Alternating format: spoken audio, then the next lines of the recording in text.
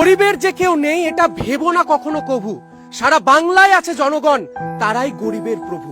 আজকে আমি এসেছি একটা গ্রামে। এখানে যে দিদি আছে সে দিদি ক্যান্সার আক্রান্ত, প্রায় 5 লক্ষ টাকা খরচা। এই দাদা সাইকেলের কাজ করত এবং এখনো সামনে একটা দোকান আছে, আপনাদের দেখাবো, নটকোনা দোকান, গ্রামের মানুষজন কেনে। কিন্তু সমস্ত কাজ ফেলে এই দাদাকে তার বাড়ি গাড়ি প্রত্যেকটা জায়গা সবকিছু বিচে আজকে এই দিদি চিকিৎসার জন্য কাজে লাগাতে হচ্ছে। প্রায় 5টা থেকে 7টা কেমো হয়ে গেছে নাকি? 7টা কেমো হয়ে 7টা কেমো হয়ে গেছে, কিন্তু এই মুহূর্তে দাঁড়িয়ে প্রায় 5 লক্ষ টাকার অধিক খরচা। আপনাদের প্রত্যেককে কিউআর কোডে পয়সা পাঠাতে হবে না। ভিডিওটা যদি শেয়ার করেন, যারা পয়সা পাঠাতে পারবে তাদের কাছে চলে যাবে।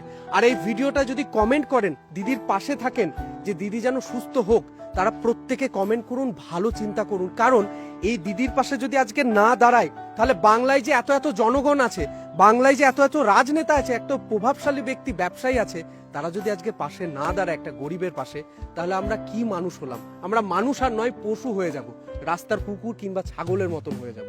তার জন্য আপনারা বলি যে আপনারা যদি মানুষ হন, বাংলার জনগণ হন, এই দিদির পাশে দাঁড়ান। সংসার তো চালানো কোনো রকম চলছে, কিছু নেই আর চলছে। হাতাপা খাটাখা, একদম শূন্য হয়ে গেছে। একবার হাতাপা খাটাখা আমার এখানে। আচ্ছা, আমি আরো একটা জিনিস দেখাবো, যে দাদার মা, তিনিও সম্পূর্ণ অসুস্থ হয়ে আছেন, তিনি ঠিকঠাক করে কথা বলতে পারেন না। আচ্ছা, আপনার নাম? প্রতিমা চক্রবর্তী। উনিও তোতলে তোতলে কথা বলেন, ওর পেটে জল আছে, প্রায় দিনই 1000 টাকা করে ওষুধে খরচা লাগে।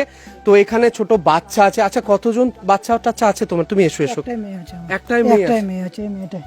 তাহলে দেখুন, একটা মেয়ে আছে, তার ভবিষ্যৎ আছে, তার উপর দিদি কটা কেমো হয়েছে? 7টার মতন কেমো হয়েছে, এখনো কেমো চলবে, তারপরে অপারেশন হবে। বুঝতে পারছেন কি পরিমাণে খরচা? আপনারা দেখানোর চেষ্টা করব। এটা নাওতারা গ্রাম, বীরভূমের লাভপুরের কাছে। আর এই গ্রামের একজন মানুষ, তিনি এইভাবে আক্রান্ত। বাড়ির বাইরেটা দেখতে পাচ্ছেন, ঘরের অবস্থা বুঝতে পারছেন, একদম সামনে, একদম খোলামেলা দেখাচ্ছি, ওপেনলি বলছি। কিউআর কোডটা দিয়ে রাখছি, আপনারা প্রত্যেকে যেটুকু সাহায্য করতে পারেন। কারণ বিন্দু বিন্দুতে একটা সিন্ধু তৈরি হয়। যে সমস্ত সোশ্যাল মিডিয়া ক্রিয়েটাররা আছে, তাদেরকেও বলবো যে এই দিদির পাশে দাঁড়ান। কাগজ সমেত আপনাদের দেখাবো যে উনি ক্যান্সারে আক্রান্ত। আপনাদের প্রত্যেকে বলবো যে কিউআর কোডটা দিচ্ছে, কিউআর কোডে যেটুকু ব্যাপার, যদি নাও করতে পারেন ভিডিওটাকে শেয়ার করুন। কারণ ভিডিওতে শেয়ার করলে যারা অনুদান দিতে পারবে তাদের কাছে পৌঁছে যাবে। আমার কোনো কিছু এতে কিছু নেই, এবং এইখান থেকে যে সমস্ত টাকা পয়সা আমি পাবো ওনাদের হাতে আমি তুলে দেবো।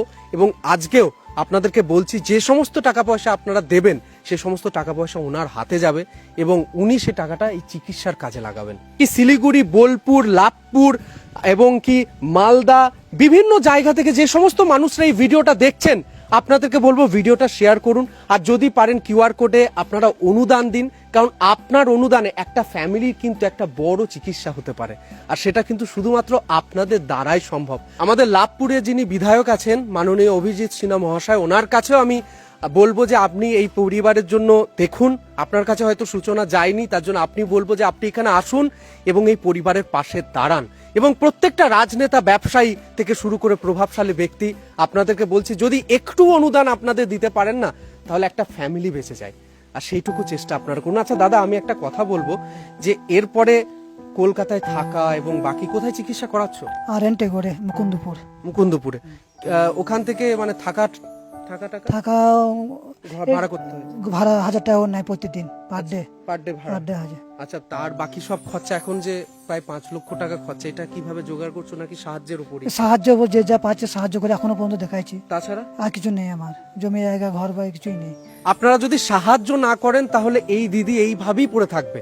কারণ ওনার কাছে জমি জায়গা, টাকা পয়সা কিচ্ছু নেই যে উনি সাহায্য করবেন। তার জন্য আপনাদেরকে বলবো, আপনারা যারাই আছেন, আপনারা পাশে আসুন এবং পাশে দাঁড়ান, এই ফ্যামিলি রুবিদির পাশে দাঁড়ান।